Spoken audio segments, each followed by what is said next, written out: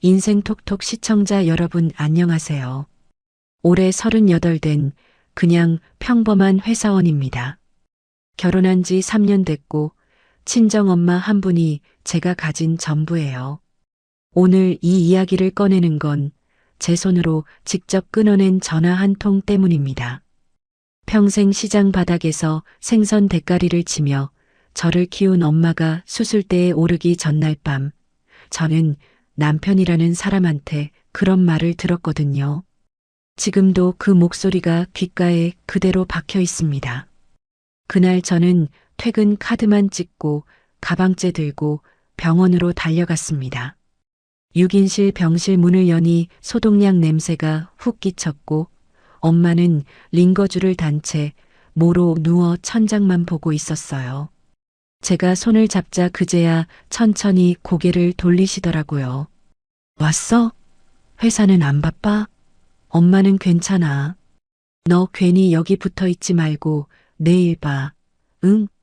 엄마 손이 왜 또 이래? 다 갈라졌잖아. 약도 안 발랐지? 지문이 닳아 없어진 손이었습니다. 평생 찬물에 생선을 만지느라 마디마다 굵어진 그 손을 저는 한참 쓸어내렸어요. 손등은 갈라져 반창고가 덕지덕지 붙어 있었습니다. 척추가 내려앉으면서 다리에 힘이 풀려 좌판 앞에 그대로 주저앉으신 게 보름 전이었어요. 그날로 30년 장사를 접었고 다음날 아침이면 허리를 째는 큰 수술이 잡혀 있었죠. 진아야, 나 이 수술 꼭 해야 되니? 약 먹고 좀 버티면 안 될까? 돈이 너무 무섭다. 엄마, 그 말 한 번만 더 하면 나 진짜 속상해. 돈은 내가 알아서 해. 엄마는 수술만 생각해. 큰 소리는 쳤지만 사실 제 속은 새카맣게 타들어가고 있었습니다. 비상금 500만 원은 검사비에, 입원비에, 보증금에 벌써 다 들어간 뒤였거든요. 그런데 수술실 들어가기 전까지 1,000만 원이 더 있어야 한다고 했어요. 저한테 그 돈이 아예 없는 건 아니었습니다. 결혼하면서 남편과 매달 월급을 절반씩 모아온 부부 공동 계좌가 있었으니까요. 거기서 제가 넣은 몫만 빼도 충분했습니다. 엄마가 다시 잠든 걸 확인하고 복도로 나와 남편에게 전화를 걸었습니다. 신호가 길게 가더니 시끄러운 술집 소리와 함께 목소리가 들렸어요. 왜 또? 여보, 엄마 수술비 1,000만 원이 모자라. 공동계좌에서 내가 넣은 돈만 뺄게. 인증서, 비밀번호랑 보안카드 어디 있는지만 말해줘. 잠깐 침묵이 흐르더니 한숨이 길게 났습니다. 그 돈 지금 못 빼.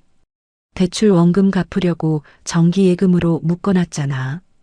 지금 깨면 이자 다 날아가. 그 손해는 누가 볼 건데. 위약금은 내가 책임질게. 그 돈 내가 다시 채워 넣을게. 내일 아침까지 넣어야 해. 위치만 알려줘. 아, 말귀를 못 알아듣네. 장모님 수술비로 뺄 돈은 없어. 지금은 한 푼도 없다고, 한 푼도 라는 말에 손끝이 서늘해졌습니다. 저는 목소리를 한 톤 낮췄어요. 여보, 엄마 내일 아침에 허리 여는 큰 수술이야. 그런데 당신 2주 동안 얼굴 한 번 안 비쳤어. 사위가 코빼기도 안 보이는데 우리 엄마가 그걸 정말 모를 것 같아? 내가 왜 안 갔는지 몰라. 솔직히 그 병실 들어가면 생선 비린내가 옷에 배는 것 같아. 괜히 찝찝하다고. 비린내요. 저는 그 단어를 듣고 한동안 숨이 막혀서 아무 말도 못했습니다.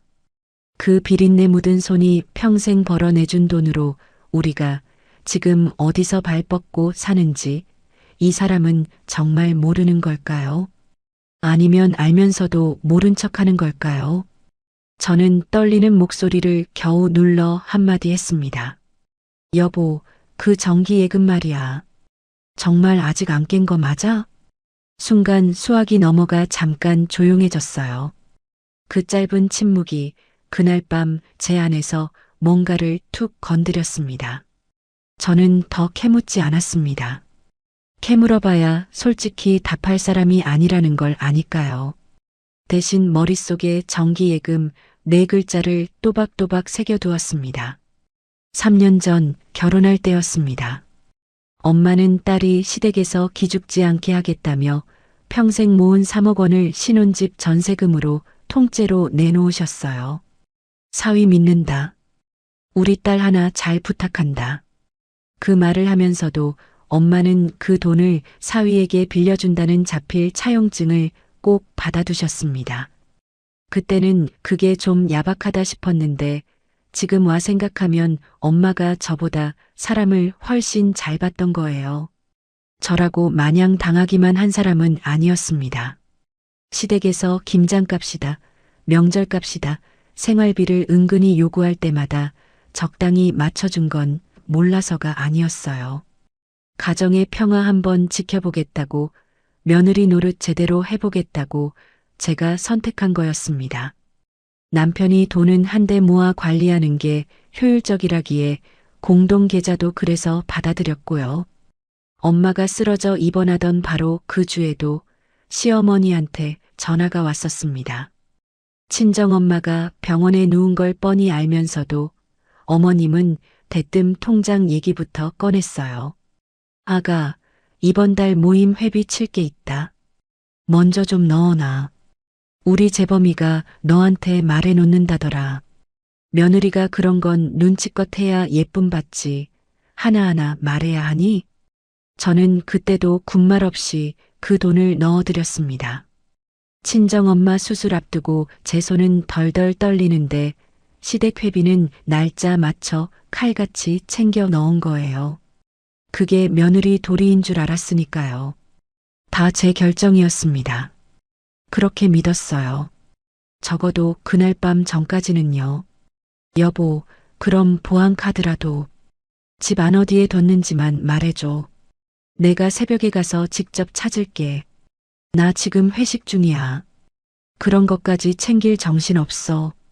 사람 귀찮게 하지 말고 내일 얘기해. 끊는다. 뚝. 전화가 끊겼습니다. 다시 걸었어요. 신호는 가는데 받지를 않았습니다. 한 번 더 걸었습니다. 이번엔 아예 신호가 한 번 가다 말고 뚝 끊기더라고요. 손가락으로 통화 종료 버튼을 눌러버린 겁니다. 저는 떨리는 손으로 문자를 보냈습니다. 여보, 엄마 수술 진짜 급해. 내일 11시까지 돈 안 넣으면 수술 한 달 밀린대. 메시지 옆에 숫자 1이 떴고 그 일은 밤이 깊도록 사라지지 않았어요. 읽지도 않은 거예요. 사람이 죽고 사는 일인데 회식 자리 술잔보다도 못한 일이었던 겁니다. 텅 빈 복도에 혼자 서서 저는 그제야 처음으로 똑바로 생각해 봤습니다. 내가 3년 동안 한 게 가정을 지키려는 양보였나? 아니면 그냥 만만하게 벗겨먹기 좋게 길들여진 거였나? 등줄기를 타고 차가운 게 스멀스멀 올라왔습니다. 화가 난다기보다는 무서울 만큼 머릿속이 또렷해지는 그런 느낌이었어요. 이상하죠? 펑펑 울 줄 알았는데 눈물 한 방울 안 났습니다. 오히려 정신이 칼날처럼 맑아지더라고요. 그때 간호사 한 분이 다가왔습니다. 보호자님, 안내드릴 게 있습니다. 내일 오전 11시까지 수술비 수납이 안 되면 일정이 한 달 뒤로 밀릴 수 있어요. 수술방 잡기가 워낙 어려워서 미리 말씀드립니다. 네. 11시요. 알겠습니다. 시간 안에 꼭 넣을게요. 저는 또박또박 대답했어요. 한 달이라뇨. 엄마 다리가 지금 이 지경인데 그걸 또 한 달을 끌라고요. 휴대폰을 손에 꽉 쥐고 병실 유리문 너머를 봤습니다. 엄마는 어느새 다시 잠들어 있었어요. 내일 무슨 일이 기다리는지도 모르고 평생 일만 한 그 손을 가슴 위에 가지런히 모은 채로요. 그 잠든 얼굴을 한참 들여다보면서 저는 입술을 꾹 다물었습니다. 부탁은 그날 밤으로 끝이었어요. 빌고 매달리는 건 더 이상 하지 않기로 했습니다. 다음 날 새벽 동이 트기 전에 그 집으로 직접 가기로 마음먹었어요. 보안 카드든 인증서든 이제는 누구한테 허락받아서가 아니라 제 손으로 직접 찾아 쓰기로요. 그게 제 인생에서 처음으로 무릎을 펴고 내린 결정이었습니다. 창밖으로는 아직 캄캄한 새벽이 깔려 있었습니다. 저는 보호자 의자에 앉아 휴대폰을 켜고 내일 은행 문 여는 시각과 병원 수납 마감 시각을 차례로 메모장에 적었어요. 신기하게도 손이 더는 떨리지 않더라고요. 엄마는 평생 새벽 4시면 일어나 시장으로 나갔습니다. 깜깜한 골목을 손수레 끌고 나가던 그 굽은 뒷모습을 저는 어릴 때 창문 너머로 수도 없이 봤어요. 그 수많은 새벽이 모여서 지금의 저를 키운 건데 정작 그 손이 마련해준 집에서 우리는 비린내 운운하는 소리나 들으며 살았던 겁니다. 저는 메모장을 닫고 눈을 잠깐 감았습니다. 날이 밝으면 이제는 빌리러 가는 게 아니라 받으러 갈 작정이었으니까요. 날이 채 밝기도 전이었습니다. 저는 병원에서 곧장 차를 몰아 신혼집으로 향했어요. 남편이 끝까지 알려주지 않은 인증서, USB와 보안 카드를 제 손으로 직접 찾을 작정이었으니까요. 더는 누구한테 비밀번호 좀 알려달라고 사정하지 않기로 했습니다. 도어록 번호를 누르고 현관문을 여는데 안에서 부스럭거리는 소리가 났어요. 새벽인데 거실 불이 환하게 켜져 있더라고요. 신발을 벗으며 거실을 본 순간 저는 그 자리에 굳어버렸습니다. 시어머니가 소파 앞에 쪼그려 앉아 백화점 쇼핑백에 뭔가를 잔뜩 쓸어 담고 있었거든요. 일전에 아범 기력 보충시켜야 한다며 사다 두라고 하셔서 제가 채워둔 한우 세트하고 과일 선물 박스였습니다. 어머, 너 왜 이 시간에? 깜짝이야. 어머님이야말로 이 새벽에 여긴 어쩐 일이세요? 아들 집에 어미가 오는데 시간이 무슨 상관이니? 어차피 너희 둘 다 안 챙겨 먹고 상할 것 같아서 내가 가져가는 거다. 아깝잖아. 이 비싼 걸. 어머님은 일어서더니 그 길로 부엌으로 가 냉장고 문까지 활짝 열어젖혔어요. 여기 굴비두름은 내가 가져간다. 냉동실에 처박아 두면 어차피 너희가 먹기나 하니. 손도 안 댈 거. 남의 집 냉장고를 제 집 곳간처럼 뒤지는 그 손을 보면서 저는 차 키를 꽉 쥐었습니다. 그 음식들이 다 누구 돈으로 산 건지 따지고 싶었지만 입을 열기도 전에 어머님이 먼저 말을 이었어요. 근데 너 사돈 수술인지 뭔지 한다고 여태 병원에서 자고 온 거니? 아이고, 유난이다, 유난. 사돈이야 평생 시장 바닥에서 생선 비린내 맡고 험하게 사신 양반인데 허리 좀 째는 게 뭐 대수라고. 그 연세에 수술한다고 뭐 크게 달라지겠어? 귀한 내 아들 돈 그만 축내고 어여 퇴원시켜라. 저는 그 말을 듣는 순간 어젯밤 병실에서 잠든 엄마의 손이 떠올랐습니다. 반창고 덕지덕지 붙은 그 손이요. 평소 같으면 또 가정의 평화를 위해 삼켰겠죠. 그런데 그날은 도무지 그게 안 되더라고요.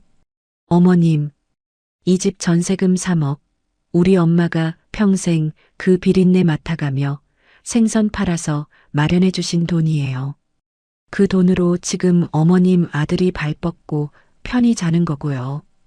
우리 엄마 함부로 말씀하지 마세요.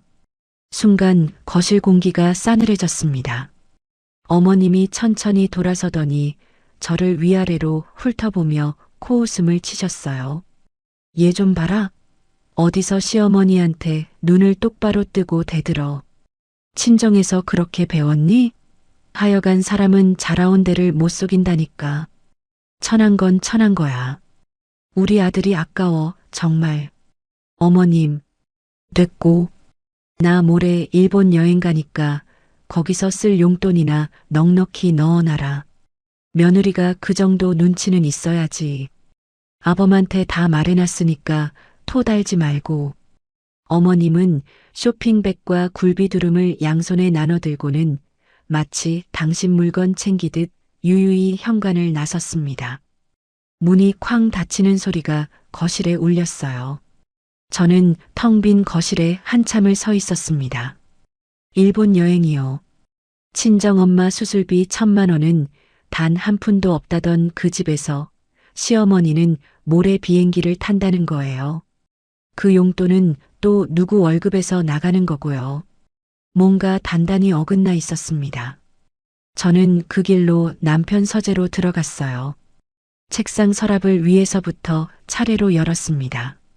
두 번째 서랍 안쪽 잡동사니 밑에서 인증서 USB가 나왔고 그 옆에 비밀번호를 적어둔 메모지와 보안 카드까지 한꺼번에 나오더라고요. 부부가 같이 쓰자고 만든 계좌니 사실 숨길 것도 없는 물건들이었습니다.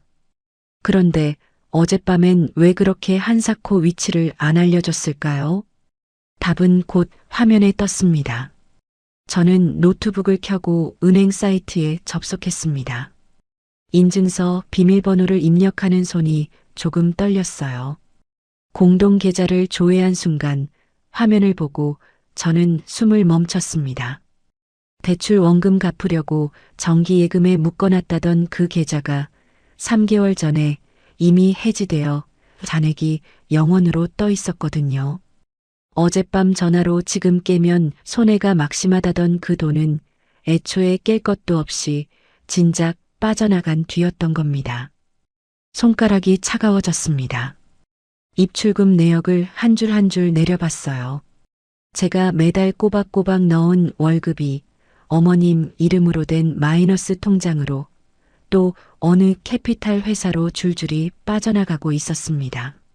그리고 수취인 적유의 신우이 제2의 이름과 외제차 모델명이 나란히 찍힌 채 매달 200만 원씩 자동으로 이체되고 있었어요.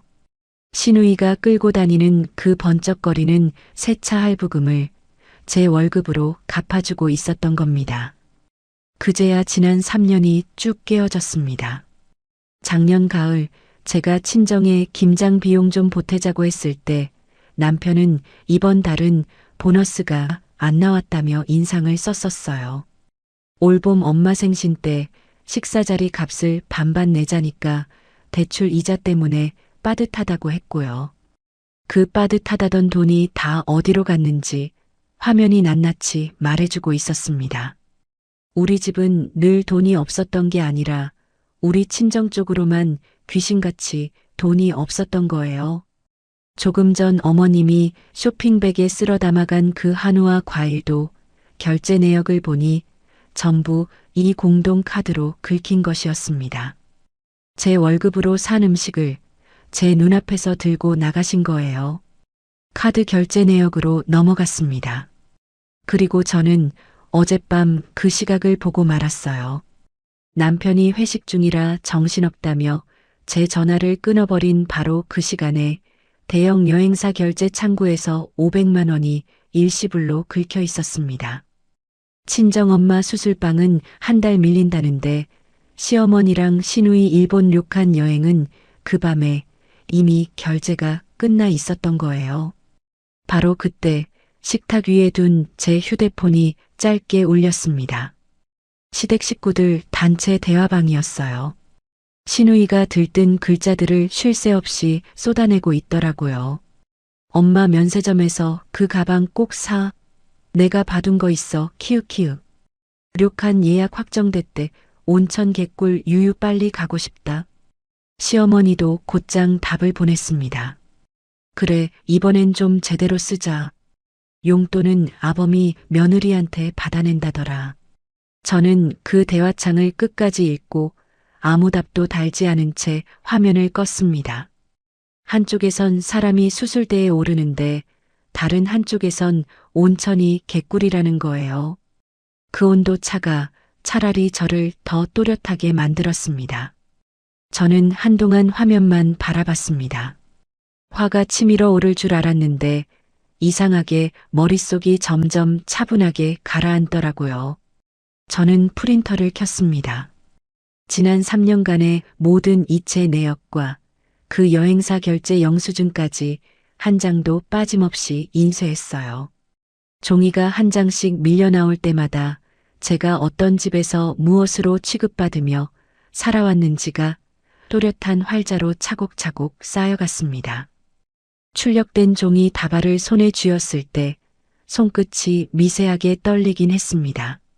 그래도 눈물은 안 났어요. 대신 눈빛이 얼음장처럼 가라앉는 게 저 스스로도 느껴지더라고요. 저는 입술을 꾹 다물고 마지막으로 한 가지를 더 했습니다. 보안 카드를 꺼내 들고 공동계좌에 그나마 남아있던 잔액 중에서 제가 직접 입금한 몫에 해당하는 2천만 원만 제 개인 계좌로 옮겨받았어요. 단 1원도 더 가져오지 않았습니다. 딱 제목, 제가 피땀으로 번 그만큼만요. 화면에 이체 완료라는 글자가 뜨는 걸 확인하고서야 저는 노트북을 조용히 덮었습니다. 저는 인쇄한 종이 다발을 가지런히 추슬러 서류 봉투에 담고 가방 깊숙이 챙겨 넣었습니다. 인증서, USB와 보안 카드도 제 손가방으로 옮겼어요. 이건 더 이상 부부 공동이라는 말이 어울리지 않았으니까요. 한쪽이 몰래 다 빼돌려 놓은 걸 누가 공동이라고 부르겠어요. 그건 그냥 도둑질이죠. 창밖이 어느새 희뿌옇게 밝아오고 있었습니다.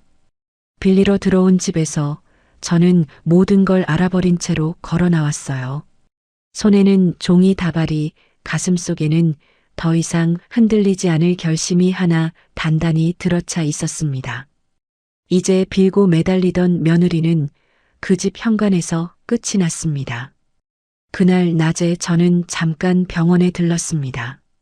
다음 날 아침 첫 수술 자리가 마침 하나 비어 있어서 그 시간으로 일정을 다시 잡아두고 왔어요. 돈은 이제 제 손안에 있었으니까요. 남편한테 빌 일도 허락받을 일도 없었습니다. 저녁이 되자 남편이 현관문을 열고 들어왔습니다. 평소처럼 다녀왔어 한마디 던지려던 그 사람은 식탁 위를 보고 그대로 멈춰 섰어요. 거기엔 제가 새벽에 인쇄해온 3년치 거래 내역서와 여행사 결제 영수증이 가지런히 펼쳐져 있었거든요. 저는 거실 소파에 팔짱을 끼고 앉아 그 사람을 가만히 바라봤습니다. 이게 뭐야?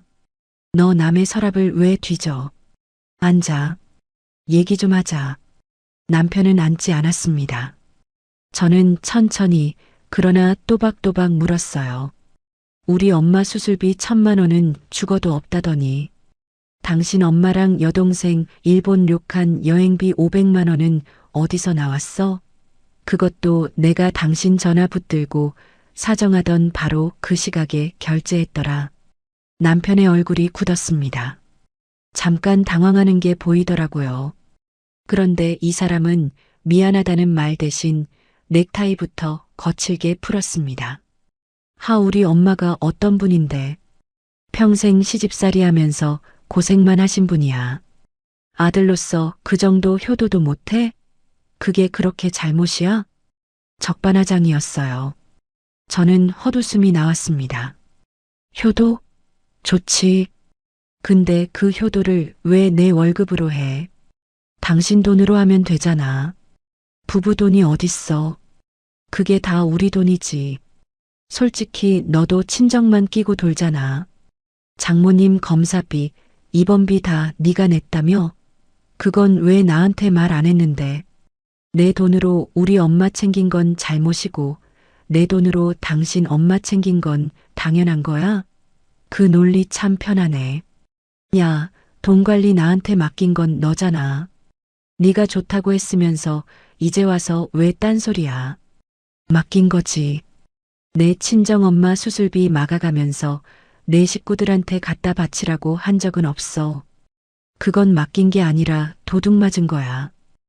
진짜 왜 이렇게 예민하게 굴어. 엄마가 좀 쓰셨기로 써니.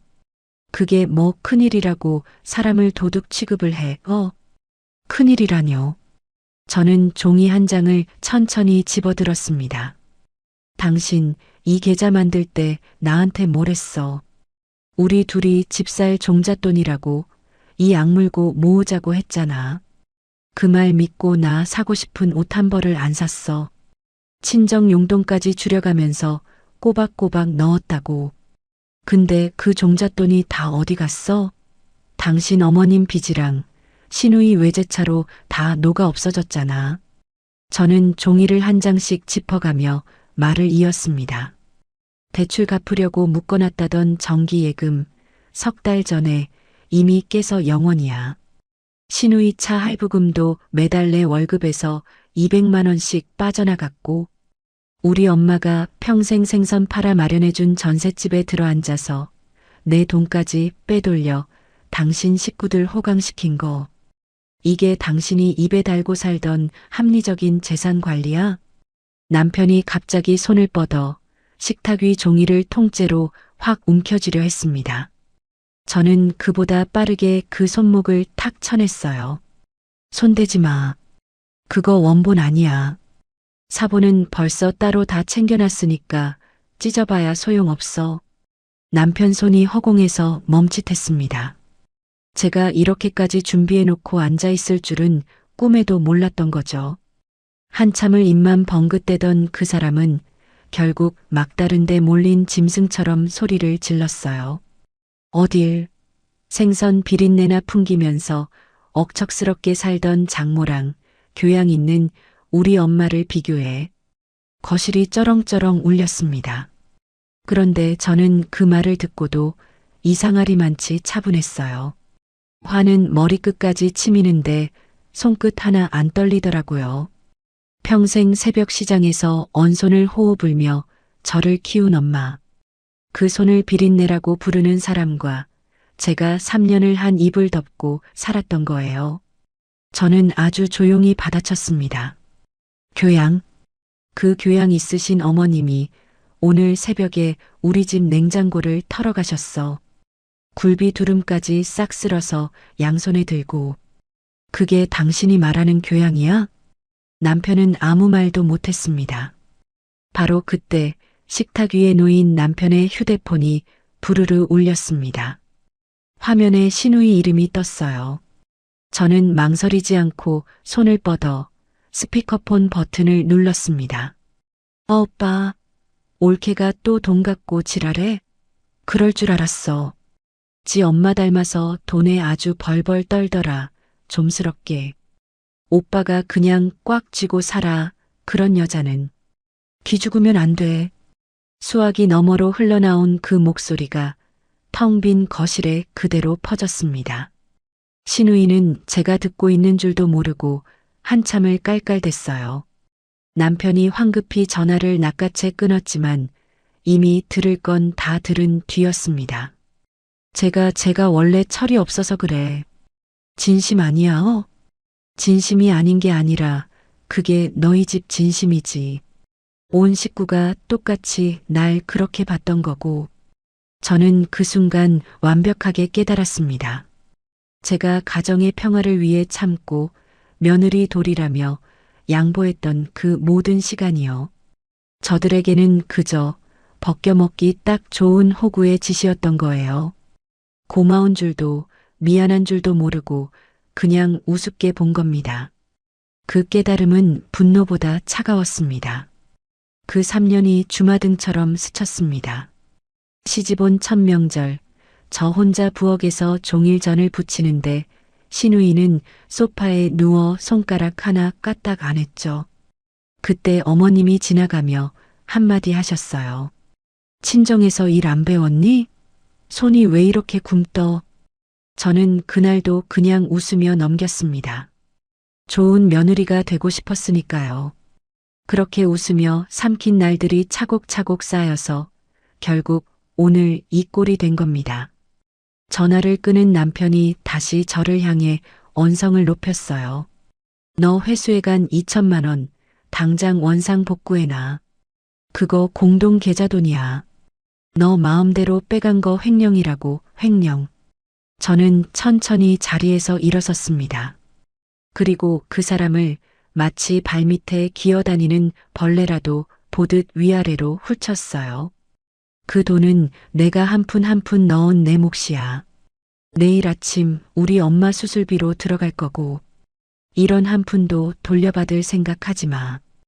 횡령? 누가 누구한테 그 단어를 입에 올려. 저는 미리 싸둔 서류 가방을 들고 현관으로 걸어갔습니다. 남편이 황급히 앞을 가로막고 섰어요. 어디가? 얘기 안 끝났어. 너 이러고 나가면. 비켜. 뭐? 경찰 부르기 전에 비키라고. 지금 사람 길 막는 거, 이것도 다 죄야. 제 목소리가 어찌나 차가웠는지 남편이 저도 모르게 한 발 물러서더라고요. 그제야 그 사람 표정이 바뀌었습니다. 뭔가 단단히 잘못 굴러가고 있다는 걸 그제야 느낀 거죠. 여보. 우리 이러지 말고 얘기로 풀자. 응? 내가 미안해. 엄마한테도 내가 잘 말할게. 여보, 응? 우리 그동안 정도 있는데 아니, 우리 앞으로를 생각해서라도. 앞으로? 우리한테 앞으로가 어딨어? 그건 어젯밤 당신이 한 푼도 없다고 했을 때 이미 끝났어. 하지만 그래도 늦은 거였어요. 미안하다는 말이 그렇게 쉽게 나올 거였으면 어젯밤 그 전화를 그렇게 매정하게 끊어버리진 말았어야죠. 사람이 수술대에 오르는데 비린내 운운하지도 말았어야 했고요. 저는 더 대꾸하지 않고 문을 열고 나왔습니다. 등 뒤에서 뭐라고 소리치는 것 같았지만 이상하게 하나도 귀에 들어오지 않았어요. 엘리베이터 앞에 서서 저는 처음으로 길게 숨을 내쉬었습니다. 그 집 문이 등 뒤에서 닫히는 순간 3년간 저를 짓누르던 무언가도 같이 닫혀버리는 기분이었어요. 내려가는 엘리베이터 거울에 비친 제 얼굴은 울고 있지 않았습니다. 오히려 어제보다 더 또렷하고 단단해 보이더라고요. 저는 곧장 차에 올라 병원으로 향했습니다. 날이 밝으면 엄마가 수술대에 오를 거고 그 곁을 지킬 사람은 저 하나뿐이었으니까요. 이제 돌아갈 생각은 없었습니다. 한 번 넘은 선은 다시는 주워 담을 수 없는 거니까요.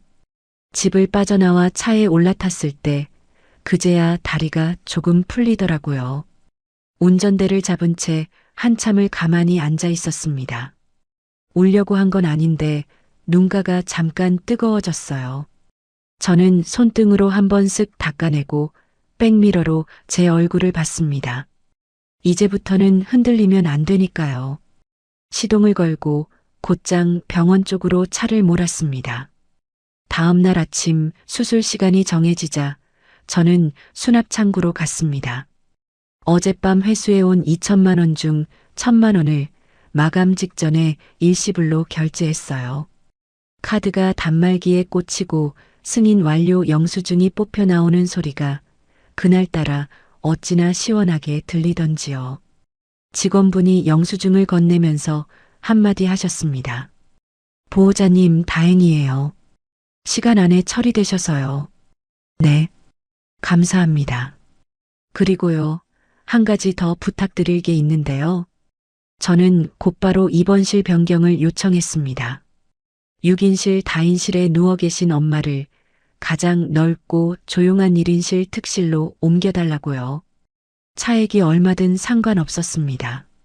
평생 새벽 좌판에 쪼그려 앉아 산 엄마가 적어도 큰 수술 앞에서는 사람답게 누워 계시게 하고 싶었거든요. 병실로 돌아가니 엄마가 침상에 앉아 수술 가운 끈을 어설프게 묶고 있었습니다. 손이 떨리는 게 보였어요. 엄마, 이리 와봐.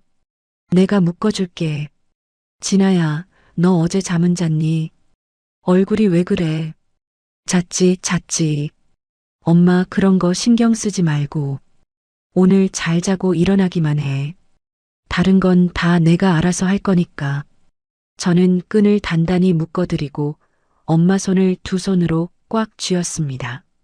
그 거친 손이 평소엔 그렇게 단단하던 분이 그날따라 작게 떨더라고요. 저는 일부러 더 환하게 웃어 보였습니다. 엄마, 나 이제 진짜 어른 됐어. 알지? 그러니까 아무 걱정 말고 푹 자고 와. 그래. 우리 딸이 다 컸지. 이동 침대가 도착하고 엄마가 수술실 쪽 복도로 실려갔습니다. 저는 끝까지 그 손을 놓지 않고 따라 걷다가 수술실 문 앞에서야 손을 놓아드렸어요. 문이 닫히고 그 푸른 문 위로 수술 중 표시등이 빨갛게 켜졌습니다. 4시간 예정이라고 했어요. 저는 그 자리에 한참 서 있다가 천천히 돌아섰습니다. 이제 울고 있을 시간이 없었거든요. 엄마가 잠든 그 4시간 동안 저는 해야 할 일이 산더미였습니다. 문득 어릴 적 생각이 났습니다. 초등학교 다닐 때 비가 억수같이 쏟아지던 날 엄마는 좌판 정리도 못하고 비닐 한 장 뒤집어 쓴 채 학교 정문까지 우산을 들고 뛰어왔었어요. 비린내 나는 앞치마 그대로요. 친구들이 키득거리는 소리에 저는 그날 잠깐 엄마 손을 부끄러워했었습니다. 그게 지금까지 가슴에 박혀 있어요. 30년이 지나서 그 손을 다시 부끄러워한 인간이 나타났습니다. 이번엔 제가 절대로 외면하지 않을 작정이었습니다. 병원 1층 카페로 내려가 가장 구석진 자리에 자리를 잡고 노트북을 열었습니다. 아메리카노 한 잔을 시켜놓고 엑셀 화면을 띄웠어요. 첫 줄에 자산 회수 및 정리라고 적었습니다. 그 아래로 항목을 하나씩 세웠습니다. 전세금 3억 원 반환. 공동자금 중 아직 회수 못한 제목 5천만 원. 위자료. 신우이차 할부금 환수. 그리고 마지막에 이혼이라고 또박또박 적었어요. 글자를 치는 손이 단 한 번도 멈추지 않더라고요. 이상한 일이었습니다. 어젯밤까지만 해도 누구한테 이혼 2글자를 입에 올리는 것조차 두려웠는데 그날 아침엔 그게 그냥 해야 할 일 목록 중 하나로 보였어요. 가방에서 누런 봉투를 하나 꺼냈습니다.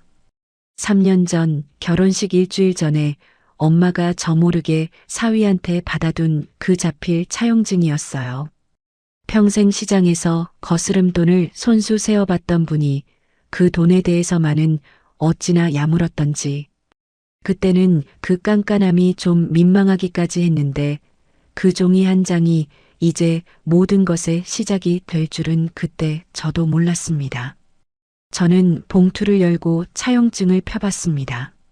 엄마의 굵고 거친 글씨로 차용금 3억 원, 위 금액을 사위 이재범에게 빌려준 사실이 분명함이라고 또박또박 적혀 있었어요. 그 아래 사위의 자필 서명과 도장, 그리고 그 돈이 결혼식 직후 어느 통장에서 어느 임대인 계좌로 곧장 넘어갔는지 입금 내역까지 엄마가 따로 곡사에 끼워두셨더라고요. 빈틈이 없었습니다. 그 빈틈없는 사랑이 그날 저를 살린 거예요. 저는 차용증과 어제 인쇄해둔 거래 내역서들을 가지런히 정리해 그 길로 평소 회사 업무로 알고 지내던 법무사 사무실로 향했습니다. 미리 전화해뒀던 터라 들어서자마자 안쪽 방으로 안내됐어요. 저는 책상 위에 차용증, 자금 흐름 증빙, 공동계좌 내역서까지 한 장 한 장 펼쳐놓았습니다. 법무사님이 안경을 고쳤으며 서류를 한참 들여다보시더라고요. 차용증 원본 있고 자금 흐름까지 딱딱 맞아떨어지네요. 사실관계가 깔끔합니다. 가압류가 가능할까요? 가능합니다. 보전의 필요성을 소명하고 담보만 제공하시면 남편분명의 지분이랑 급여 통장에 대해서는 가압류 들어갈 수 있어요. 카드까지는 결정 송달되면 자동으로 묶이고요. 그럼 신청해 주세요. 오늘 바로요. 오늘이요? 네. 한 가지만 부탁드릴게요. 일정 조율 좀 해주세요. 법원 결정이 떨어지고 은행이랑 카드사에 통보가 들어가는 그 시점이 시댁 식구들 비행기 타는 날짜랑 정확히 겹치게요. 법무사님이 잠깐 고개를 들고 저를 보시더라고요. 표정에는 별 동요가 없으셨지만 안경 너머 눈빛이 잠깐 깊어졌습니다. 알겠습니다. 가능한 선에서 맞춰보겠습니다. 저는 가만히 고개를 끄덕였어요. 화가 나서 충동적으로 하는 게 아니었습니다. 어머님이 그 새벽에 굴비 두름까지 양손에 들고 나갈 때 저더러 일본 여행 용돈 넉넉히 넣어두라고 코웃음을 칠 때 그때 이미 머릿속에 그려둔 그림이었어요. 평생 가장 즐거운 자리에 올라타는 바로 그 순간에 평생 가장 차가운 통보를 받게 해드릴 작정이었거든요. 같은 시각 남편은 뭐하고 있었느냐고요. 나중에 보니까 회사 사람들이랑 스크린 골프장에 있었더라고요. 단톡방에 사진까지 올리면서요. 아내가 좀 예민해서 머리 식히는 중이라는 글자랑 같이요.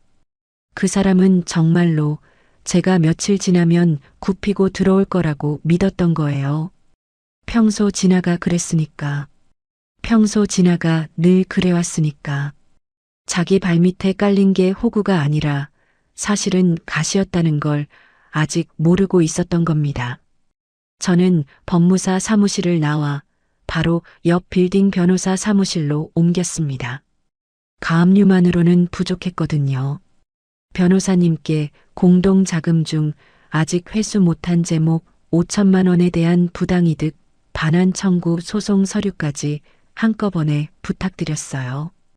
이혼 소장도 같이 준비해달라고 했습니다. 한 번에 다 진행하시려고요? 보통은 단계적으로. 한 번에요. 시간 끌면 그쪽도 정신 차리고 자산 빼돌릴 거예요. 그 사람들 그 정도 머리는 돌아갑니다. 변호사님이 살짝 웃으셨어요. 의뢰인분이 사건을 더 잘 아시는 것 같습니다. 3년을 같이 살았으니까요. 서류 접수까지 마치고 사무실을 나오니 어느덧 정오가 가까웠습니다. 저는 휴대폰을 꺼내 시간을 확인했어요. 엄마 수술이 끝날 무렵이었습니다. 다리에 갑자기 힘이 풀리더라고요. 그제야 제가 아침부터 물 한 모금 안 마셨다는 게 떠올랐어요. 저는 근처 편의점에 들어가 따뜻한 캔 커피 하나를 사들고 나왔습니다. 차에 올라타서 한 모금 마시는데 그게 그렇게 따뜻하더라고요. 누가 옆에서 어깨를 토닥여주는 것처럼요. 저는 휴대폰을 켜고 어제부터 와 있던 남편의 문자들을 처음으로 열어봤습니다. 처음엔 어디야 전화 좀 받아로 시작하던 게 시간이 갈수록 내가 잘못했어 한 번만으로 바뀌어 있더라고요. 마지막 문자는 새벽 3시쯤이었습니다. 여보, 엄마는 좀 어떠셔? 수술 잘 받게 해드려. 그 문장을 보고 저는 피식 웃고 말았어요. 어제까지 비린내 운운하던 입에서 하룻밤 만에 엄마라는 단어가 나오다니요. 이 사람한테 우리 엄마는 평생 사돈이었지 단 한 번도 어머님인 적이 없었습니다. 저는 그 문자들을 한꺼번에 길게 눌러 전부 삭제 버튼을 눌렀어요. 휴지통 비우기까지요. 깔끔하게요. 저는 백미러 속 제 얼굴을 한 번 더 봤습니다. 어제보다 야위어 있었지만 눈빛은 살아 있었어요. 시동을 걸고 다시 병원 쪽으로 핸들을 돌렸습니다. 이제 곧 엄마가 깨어날 시간이었으니까요. 며칠이 그렇게 흘렀습니다. 엄마 수술은 무사히 끝났고 저는 1인실 보호자 침상에서 쪽잠을 자며 회복 과정을 지켜봤어요. 그 사이에도 변호사 사무실과는 거의 매일 통화를 했습니다. 가압류 결정이 떨어지는 날짜, 송달되는 시점, 법원에서 은행과 카드사로 통보가 전해지는 시각까지요. 모든 게 시댁 식구들이 비행기 타는 그날 새벽에 맞춰 움직이도록 조율이 끝났습니다. 문제의 그날이 왔어요. 새벽 6시 인천공항 출국장 풍경은 나중에 같은 비행기를 탔던 시댁 친척 한 분한테 전해 들었습니다. 어찌나 생생하게 들려주시던지 제가 그 자리에 있던 것처럼 그림이 그려지더라고요. 캐리어를 끌고 들어선 어머님과 시누이는 들떠 있었답니다. 신우이가 깔깔거리며 카트를 끌었고 어머님은 모처럼 차려입은 코트깃을 한 번 더 매만지셨다고요. 면세점에 들어서자마자 어머님은 미리 봐둔 브랜드 매장으로 곧장 향하셨어요. 400만 원짜리 신상 가방을 직원에게 내밀며 마치 늘 그래왔다는 듯 우아한 미소를 지으셨다고 합니다. 이걸로 주세요. 우리 며느리가 이번에 큰맘 먹고 보낸 거라. 아유, 네 어머님. 잠시만 기다려주세요. 직원이 카드 단말기에 카드를 꽂았습니다. 그런데 한참을 기다려도 영수증이 나오질 않았어요. 단말기 화면을 들여다보던 직원이 살짝 당황한 표정을 짓더니 조용히 말했답니다. 손님, 죄송하지만 이 카드는 한도 초과가 아니라 거래 자체가 정지돼 있다고 뜨네요. 법적 조치라고 안내가 떠 있어서요. 뭐? 법적 조치? 무슨 소리야 그게? 어머님 얼굴이 그 자리에서 시뻘개졌다고 했습니다. 평생 남 보는 데서 큰 소리 안 내고 살았다고 입버릇처럼 말하시던 분이 매장 안에서 그날 처음으로 고래고래 소리를 지르셨대요. 기계가 고장 난 거 아니야? 다시 해봐, 다시. 이 카드 우리 아들 회사 다닌 카드야. 직원이 재차 시도해도 결과는 같았답니다. 옆에 있던 다른 손님들이 흘끔거리기 시작했고 신우이가 그제야 얼굴이 새파래져서 어머님 팔을 잡아당겼대요. 엄마, 일단 나가자. 사람들 다 봐. 어머님은 가방을 매대 위에 그대로 던지듯 내려놓고 매장을 나오셨답니다. 출국 1시간 전 들떠있던 그 얼굴이 그 시각엔 종이장처럼 하얗게 떴다고요. 설상가상으로 그 모습을 같이 여행 가는 어머님 친구분들이 다 보고 있었답니다. 평소 모임에서 우리 며느리가 효녀라 매달 용돈도 따로 챙겨준다고 자랑하던 분의 카드가 친구들 보는 앞에서 거래 정지로 막혀버린 거예요. 한 친구분이 어색하게 다가와 왜 그래? 무슨 일 있어? 하고 묻자 어머님은 대답도 못하고 그냥 고개만 푹 숙이셨대요. 신우이가 떨리는 손으로 곧장 오빠한테 전화를 걸었답니다. 같은 시각 남편은 막 회사에 출근해 자리에 앉아 커피 한 모금을 마시고 있었습니다. 그때 휴대폰이 진동했어요. 처음 뜬 건 주거래 은행 알림이었답니다. 귀하의 모든 계좌가 가압류 처리되었습니다. 그 짧은 글자를 본 순간 손에 들고 있던 머그컵을 떨어뜨릴 뻔했다고 나중에 그러더라고요. 이어서 카드사에서 줄줄이 알림이 떴습니다. 신용카드 정지, 체크카드 정지, 마이너스 통장 정지. 모바일 뱅킹 앱을 열어 잔액을 확인하려 했지만 화면엔 빨간색 경고창만 뜨고 잔액 자체가 보이지 않더래요. 며칠 전 제가 신청한 차용금 반환 및 부당이득 보전 처분이 법원에서 인용됐고 그 결정이 송달되면서 그 사람 금융망 전체가 동시에 잠겨버린 거예요. 거기에 신우이 전화까지 동시에 울리니 남편 얼굴은 그야말로 백지장이었다고 합니다. 부장자리 옆에서 그 사람이 일어서지도 못하고 휴대폰만 부여잡고 있었다는 얘기를 같은 부서 후배한테 한참 뒤에 전해 들었어요. 공항에선 어머님과 신우이가 결국 탑승 수속도 못 밟고 면세 결제 한번 못 해본 채로 출국장 벤치에 주저앉아 계셨답니다.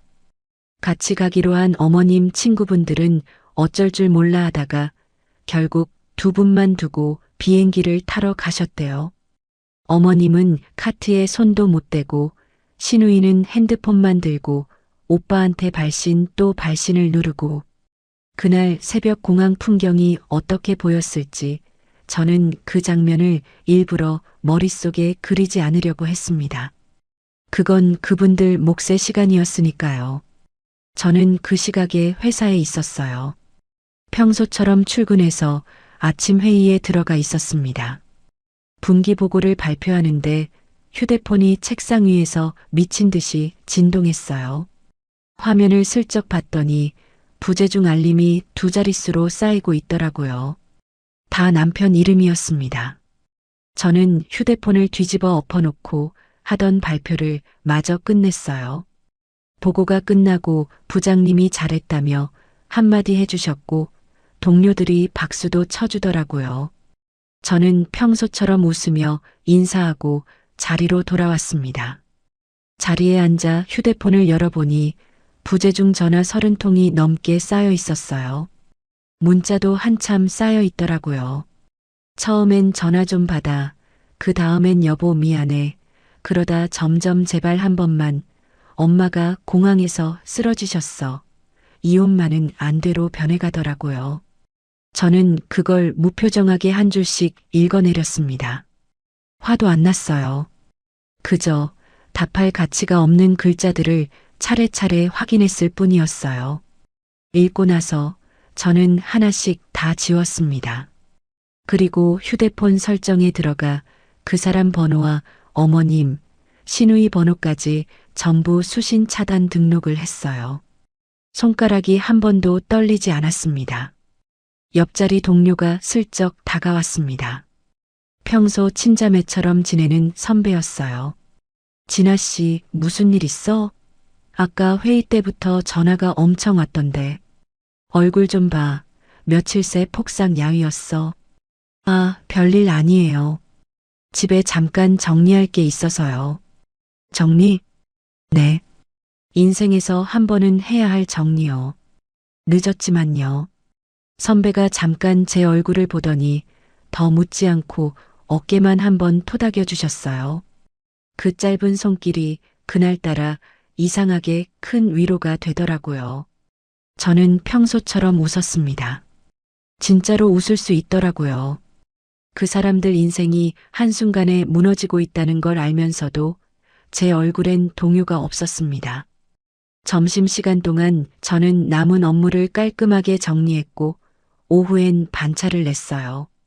부장님께 어머님 간병이 있어서 그렇다고 말씀드렸더니 흔쾌히 보내주시더라고요. 가방을 챙겨 회사 정문을 나서는데 휴대폰이 또 부르르 울렸습니다. 차단된 번호 말고 모르는 번호로 걸려온 전화였어요. 받아보니 시누이였습니다. 새 번호로 우회해서 거는 거였어요. 옳게 진짜 이러면 안 돼. 우리 엄마 공항에서 쓰러지셨어. 응급차 불렀어. 빨리 카드 좀 풀어줘. 응? 저는 한참을 가만히 듣고 있었습니다. 시누이가 울먹이는 척하는 그 떨림이 며칠 전 스피커폰 너머로 깔깔거리던 그 목소리와 같은 사람 입에서 나오고 있다는 게 신기할 정도였어요. 저는 조용히 한마디만 했습니다. 새 번호도 차단할게요. 다시는 걸지 마세요.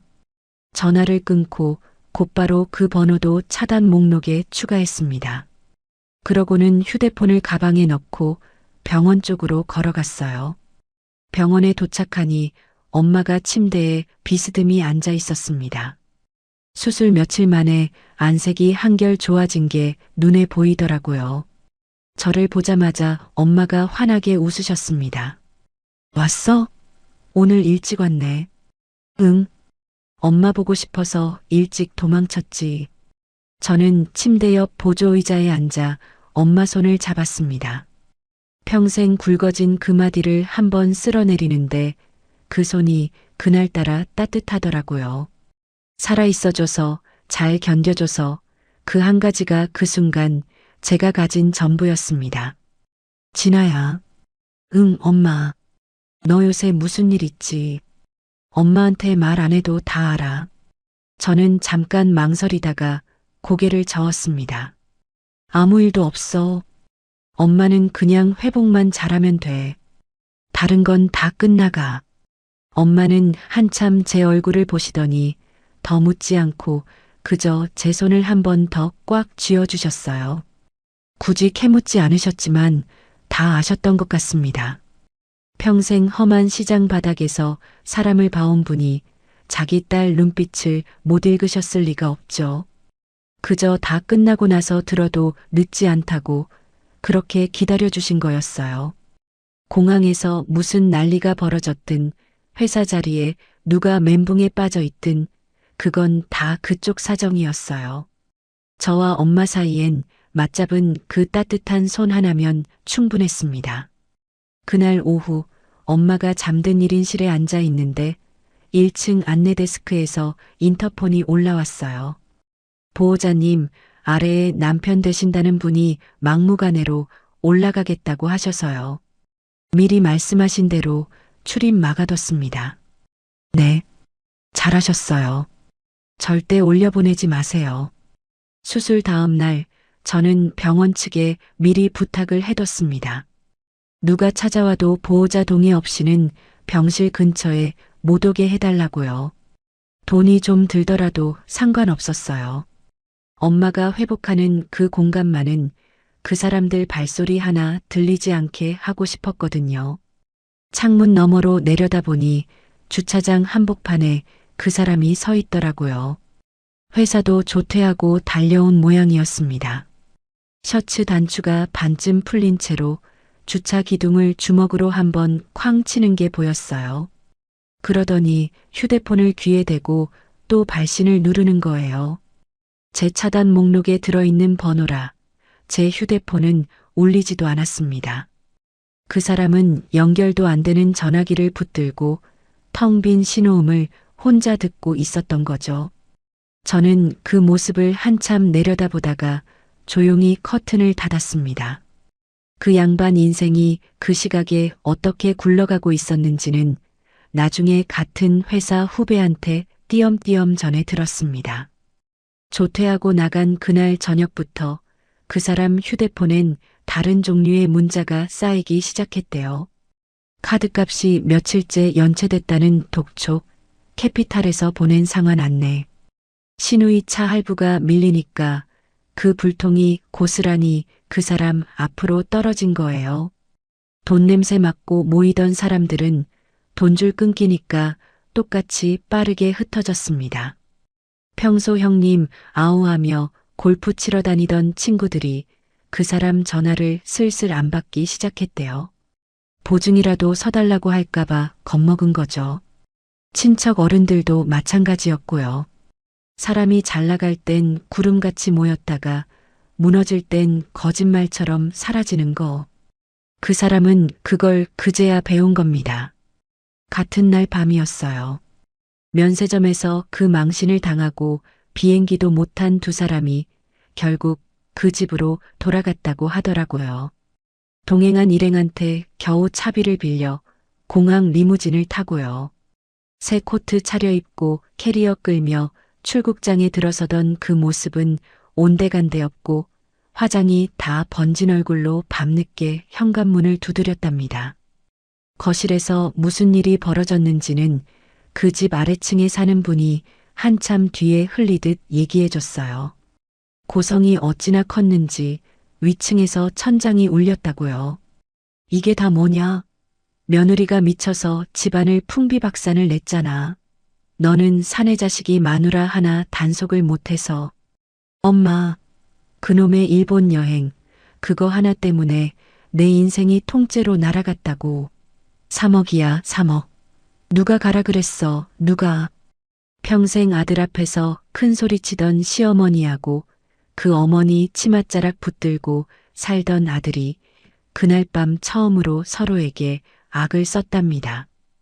돈이 있을 땐 한 몸처럼 굴던 식구가 돈이 사라지니까 서로를 물어뜯더라는 거예요. 거기에 신우이가 끼어들었다고 하죠. 오빠, 근데 내 카드값은 어떡해? 다음 달 할부 또 빠질 텐데. 그건 막아줘야 할 거 아니야. 그 말에 그 사람이 탁자를 발로 걷어찼답니다. 유리 위에 놓여있던 그릇들이 와장창 쏟아졌고요. 세 식구가 그날 밤 새벽까지 서로 책임을 떠넘기며 싸웠다는데 저는 그 얘기를 들으면서도 아무 감흥이 없었어요. 그건 제가 만든 불이 아니라 원래 그 집안에 차곡차곡 쌓여있던 화약이었으니까요. 저는 그냥 성냥 한 갭이 그어준 것뿐이고요. 그날 밤부터 다음날 새벽까지 그 사람은 제게 쉬지 않고 전화를 걸었습니다. 저는 엄마가 잠든 1인실 소파에 앉아 따뜻한 캔 커피를 두 손으로 감싸쥐고 있었어요. 창밖은 캄캄했고 병실 안은 엄마 숨소리만 고르게 들렸습니다.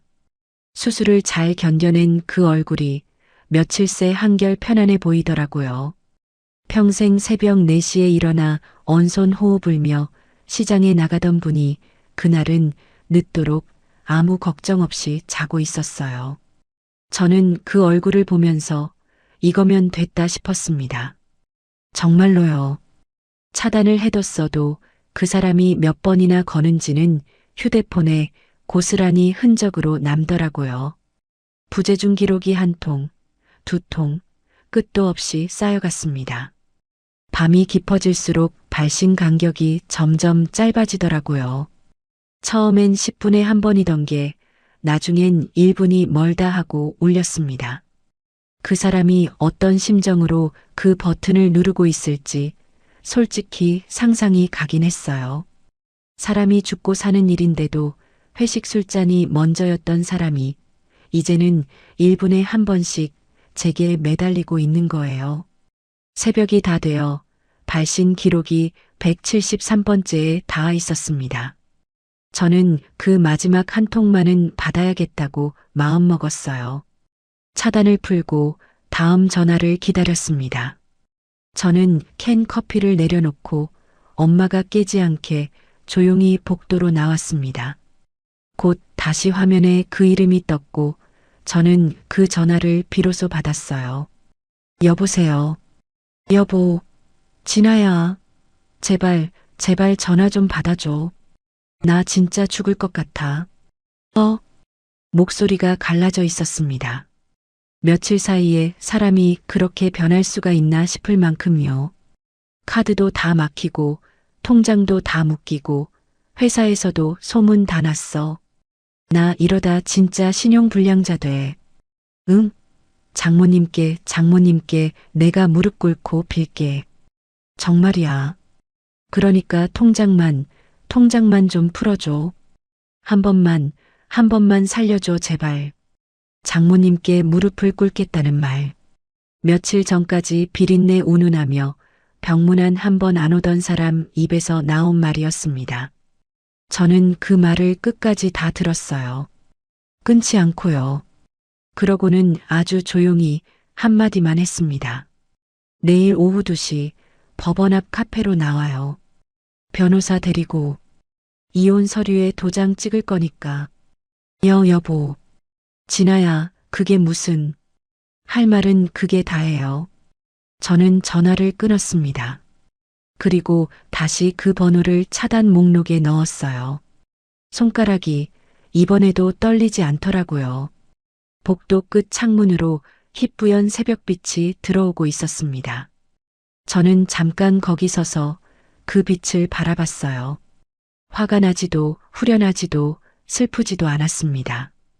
그냥 오래 짊어지고 있던 짐을 바닥에 내려놓은 사람처럼 어깨가 조금 가벼워진 느낌이었어요. 병실로 돌아와 엄마 옆에 다시 앉았습니다. 엄마가 잠결에 무슨 소리를 들었는지 살짝 눈을 뜨더라고요. 진아야, 누구 전화 왔었어? 아니야, 엄마. 아무도 아니야. 어서 더 자. 그래. 엄마는 다시 스르르 눈을 감았습니다. 저는 엄마 이불을 가만히 어깨까지 끌어올려 덮어드렸어요. 내일이면 다 끝날 일이었습니다. 평생 빌고 매달리던 며느리가 아니라 제 손으로 마지막 매듭을 짓는 사람으로요. 저는 그 새벽 엄마 곁에서 처음으로 깊고 편안하게 눈을 감았습니다. 그날 오후 저는 가장 단정한 정장을 꺼내 입었습니다. 결혼식 끝나고 한 번도 꺼내 입지 않았던 짙은 남색 정장이었어요. 거울 앞에서 매무새를 한 번 다듬는데 손이 차분하더라고요. 떨리지도 설레지도 않았습니다. 그저 오래 미뤄둔 일을 마치러 가는 사람의 얼굴이었어요. 법원 앞 카페에 들어서니 변호사님이 먼저 와 계셨습니다. 그리고 창가 자리에 그 사람들이 있었어요. 며칠 만에 본 그 사람은 몰라보게 수척해져 있었습니다. 면도도 못한 얼굴에 눈은 퀭하니 들어가 있었고요. 그 옆에는 시어머니가 출국장에서 그렇게 차려입고 우아 떨던 그 코트 대신 후줄근한 옷차림으로 앉아 있었습니다. 며칠 사이에 두 사람 다 10년은 늙어 보이더라고요. 제가 자리에 앉기도 전이었습니다. 시어머니가 벌떡 일어나 제 쪽으로 오더니 그대로 바짓가랑이를 붙들고 주저앉았어요. 아가, 아니 며느라가. 내가 잘못했다. 내가 늙어서 노망이 났어. 사돈을 내가 몰라봤다. 그 귀한 분을 내가 입을 잘못 놀렸어. 한 번만, 응? 한 번만 봐주라. 늙은이가 이렇게 빈다. 응? 평생 저를 위아래로 훑어보며 천한거니 어쩌니 하던 분이었어요. 시집온 첫 명절 부엌에서 종일전을 부치는 제 손을 보며 굼뜨다고 흉보던 그 입으로 이제 제 바짓단을 붙들고 빌고 있는 거예요. 저는 그 손을 내려다봤습니다. 마디가 곱고 매끈한 손이었어요. 평생 찬물에 손 한 번 담가본 적 없는 그런 손이요. 그 사람도 바닥에 무릎을 꿇었습니다. 여보, 내가 다 잘못했어. 한 번만 용서해줘. 앞으로 장모님 친자식처럼 모실게. 평생 노예처럼 살게. 우리 다시 시작하자. 응? 노예처럼 살겠다. 저는 그 말을 듣고 속으로 헛웃음이 나왔어요. 사람을 부려먹는 게 익숙한 사람들은 사과할 때도 꼭 그런 식으로 말하더라고요. 모시겠다. 노예처럼 살겠다. 그게 다 위아래를 나누는 말이거든요. 끝까지 진짜 미안한 게 아니라 어떻게든 통장을 다시 손에 넣을 궁리뿐이었던 겁니다. 저는 두 사람을 가만히 내려다봤습니다. 그러고는 들고 온 서류 가방을 열어 안에 있던 것들을 테이블 위에 차례로 올려놓았어요. 재산 분할 합의서, 위자료 청구 내역서, 그리고 차용금 변제 각서까지요. 종이가 한 장씩 테이블에 놓일 때마다 그 사람들 얼굴이 점점 하얗게 질려갔습니다. 우리 엄마 손이요. 저는 조용히 말을 꺼냈습니다. 평생 새벽에 찬물에 생선 만지느라 지문도 다 닳고 마디마다 굵어진 손이에요. 그 손으로 번 돈으로 이 집 저 집 다 먹고 살았으면서 두 분은 그 손을 비린내 난다고 천하다고 했죠. 시어머니가 뭐라고 입을 때려 했지만 저는 말을 끊지 않았어요. 그 손이 모욕당한 감. 두 분 남은 인생 전부로 갖게 될 거예요. 저는 한치도 안 봐줍니다. 카페 안이 조용해졌습니다. 그때 변호사님이 차분하게 입을 열었어요. 두 분 잘 들으십시오. 이 합의서에 지금 도장 안 찍으시면 이쪽은 그대로 형사로 갑니다. 공동계좌 자금을 명의자 동의 없이 빼돌린 부분 횡령하고 배임으로 충분히 고소가 됩니다. 증거는 이미 다 확보돼 있고요. 민사로 끝낼 걸 굳이 정가까지 만드실 필요는 없겠죠. 그 사람 어깨가 축 늘어졌습니다. 빠져나갈 구멍이 없다는 걸 그제야 안 거예요. 한참을 고개 숙이고 있던 그 사람이 떨리는 손으로 펜을 집어들었습니다. 이혼 서류에 그리고 3억 변제 각서에 도장을 눌러 찍는데 손이 어찌나 떨리던지 인주가 번질 정도였어요. 도장이 다 찍힌 걸 확인하고 저는 서류를 한 장 한 장 가지런히 추슬러 다시 가방에 넣었습니다. 시어머니가 그제야 정신이 든 듯 다시 매달렸어요. 아가, 진짜 이렇게까지 해야겠니? 그래도 한때 한 식구였는데 정이라는 게 있잖아, 정이. 정이요. 저는 가방을 들고 일어서며 그 말을 받았습니다. 우리 엄마가 수술대 오르던 그 밤에 그 정 어디 있었어요? 사위가 코빼기도 안 비치고 시어머니는 통장 회비부터 챙기던 그 밤에요. 정은 그쪽이 먼저 끊었어요. 저는 그냥 끊어진 자리에 마침표만 찍은 거고요. 저는 더 이상 두 사람을 보지 않았습니다. 바닥에 주저앉아 우는 소리가 등 뒤에서 났지만 그 소리는 이상하게 멀게만 들렸어요. 카페 문을 밀고 나오는데 봄볕이 환하게 쏟아지더라고요. 3년 동안 제 어깨를 짓누르던 무언가가 그 문턱을 넘는 순간 완전히 떨어져 나갔습니다. 법원 마당을 가로질러 걸어 나오는데 발걸음이 어찌나 가볍던지요. 누가 보면 무슨 좋은 일이라도 있는 줄 알았을 거예요. 사실 좋은 일이 맞았습니다. 잃어버렸던 제 인생을 그날 도로 찾았으니까요. 곧장 병원으로 돌아갔습니다. 엄마는 깨어서 침대에 비스듬히 기대앉아 창밖을 보고 있었어요. 저를 보더니 환하게 웃으시더라고요. 왔어? 어디 좋은 데 갔다 왔나 보네. 얼굴이 폈다. 저는 침대 옆에 앉아 가방에서 합의서 사본을 꺼냈습니다. 그리고 엄마 손에 가만히 쥐어드렸어요. 엄마, 이거 봐. 엄마가 마련해준 그 돈 한 푼도 안 뺏겼어. 전세금도 다 받아낼 거야. 그러니까 이제 아무 걱정하지 마. 엄마가 그 종이를 한참 들여다보셨습니다. 글자를 다 읽으셨는지는 모르겠어요. 그런데 무슨 일이 있었는지는 다 아시는 것 같았습니다. 평생 사람 속을 들여다보며 살아온 분이니까요. 엄마가 떨리는 손을 들어 제 뺨을 가만히 어루만지셨어요. 그 거칠고 굵은 손이 제 얼굴에 닿는데 어찌나 따뜻하던지요. 우리 딸 그동안 얼마나 힘들었어. 엄마는 다 몰랐네. 미안해, 우리 딸. 장하다, 우리 진아. 참 장해. 저는 그제야 눈물이 났습니다. 며칠 동안 한 방울도 안 나던 눈물이 엄마 그 한마디에 터져버리더라고요. 저는 엄마 무릎에 얼굴을 묻고 어린애처럼 한참을 울었습니다. 엄마는 아무 말 없이 그저 제 머리를 천천히 쓸어내려 주셨어요.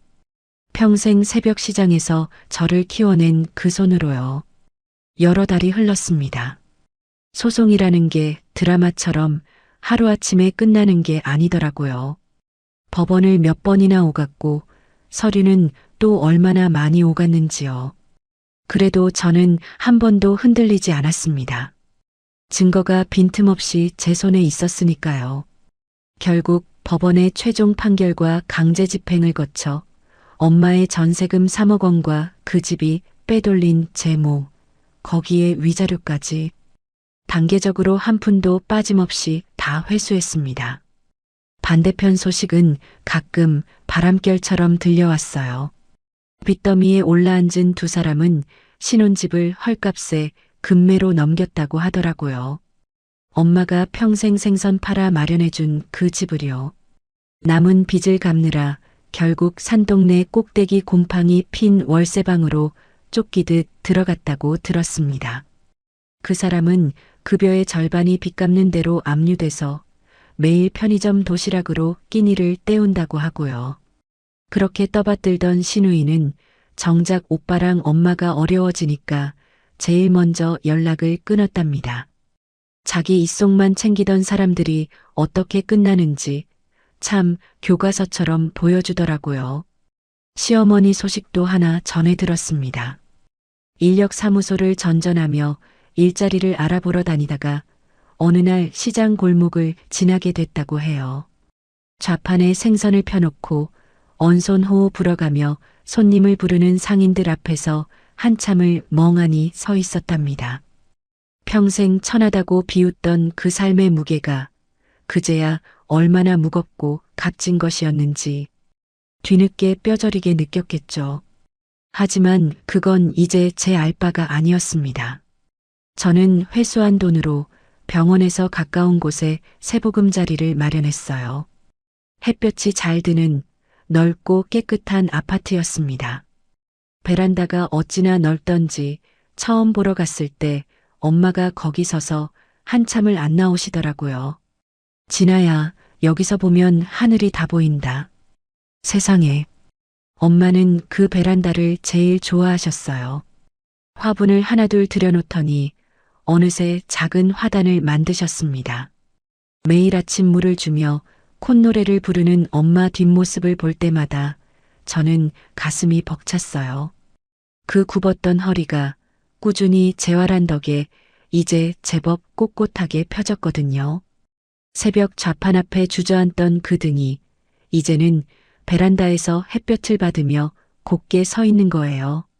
저한테도 좋은 일이 있었습니다. 회사에서 그동안의 일솜씨를 인정받아 최연소로 팀장 발령을 받았어요. 그 며칠간 회사 회의 한 번 빠지지 않고 흔들리는 와중에도 제 일을 끝까지 해냈던 걸 윗분들이 보고 계셨던 모양이에요. 발령 소식을 듣던 날 저는 제일 먼저 엄마한테 전화를 걸었습니다. 엄마가 수화기 너머에서 어찌나 좋아하시던지요. 그날 퇴근길 저는 엄마가 제일 좋아하는 초밥 세트를 샀습니다. 평생 생선을 팔기만 했지 그렇게 곱게 차려진 생선을 앉아서 대접받아 본 적은 없는 분이거든요. 거기에 달지 않은 와인도 한 병 곁들였어요. 비린내 나는 시장이 아니라 향긋한 와인 향이 도는 식탁에 엄마를 앉혀드리고 싶었습니다. 식탁에 마주 앉아 우리는 잔을 부딪혔어요. 엄마, 건강하게 오래오래 살아. 응? 그래. 우리 딸도. 이제 너 좋은 사람 만나서. 아유, 됐어, 엄마. 나 당분간은 엄마랑만 살 거야. 우리 둘이 실컷 놀러 다니고 맛있는 것도 실컷 먹고. 엄마가 소리내어 웃으셨어요. 그렇게 환하게 웃는 얼굴은 정말 오랜만이었습니다. 좌판 앞에서 손님한테 깎아주네 만의 신랑이 하던 그 고단한 얼굴 말고 그냥 한 사람의 어머니로 편안하게 웃는 얼굴이요. 저는 엄마 어깨에 살며시 기대 앉았습니다. 엄마, 우리 앞으로는 남 눈치 그만 보고 우리만 생각하면서 살자. 며느리 도리 그런 거 이제 안 해도 돼. 그냥 엄마랑 나 우리 둘만 행복하면 되는 거야. 엄마가 제 머리를 가만히 쓰다듬으셨어요. 그 거친 손이 이제는 더 이상 부끄럽지 않았습니다. 오히려 세상에서 제일 자랑스러운 손이었어요. 저를 키운 손이고 끝까지 저를 지켜준 손이니까요. 결혼할 때 그렇게 깐깐하게 차용증을 받아두던 그 손이 결국 저를 살린 거잖아요. 그래. 우리 진아 말이 다 맞다. 창밖으로 저녁 노을이 지고 있었습니다. 붉고 따뜻한 빛이 거실 가득 들어와 화분들 위로, 우리 두 모녀 위로 곱게 내려앉았어요. 한때는 빌고 매달리며 살았던 제가 이제는 이렇게 당당하게 제 두 발로 서 있었습니다. 그것도 세상에서 가장 사랑하는 사람 곁에서요. 평생 새벽을 깨우며 저를 키운 엄마와 그 엄마 덕분에 무릎을 펴고 일어선 딸. 우리의 두 번째 인생은 그렇게 따뜻한 노을 속에서 비로소 시작되고 있었습니다. 지금 혹시 누군가의 그늘에서 참고만 사는 분이 계신다면 이 말씀을 꼭 드리고 싶어요. 양보에도 끝이 있어야 합니다. 지켜야 할 사람과 지켜야 할 선을 절대 헷갈리지 마세요. 그게 제가 그 모든 일을 겪고 나서 깨달은 단 한 가지입니다. 긴 이야기 끝까지 들어주셔서 정말 감사합니다. 참고 견디는 것이 미덕이라 배우며 살아오신 분들이 많습니다. 하지만 오늘 이야기가 말해주듯 진짜 용기는 무작정 참는 것이 아니라 지켜야 할 사람과 넘지 말아야 할 선을 분명히 아는 데 있습니다. 묵묵히 가족을 위해 헌신해온 그 세월은 결코 헛되지 않습니다. 당신의 그 거칠어진 손이 사실은 세상에서 가장 귀하고 자랑스러운 손이라는 걸 잊지 마세요. 늦은 때란 없습니다.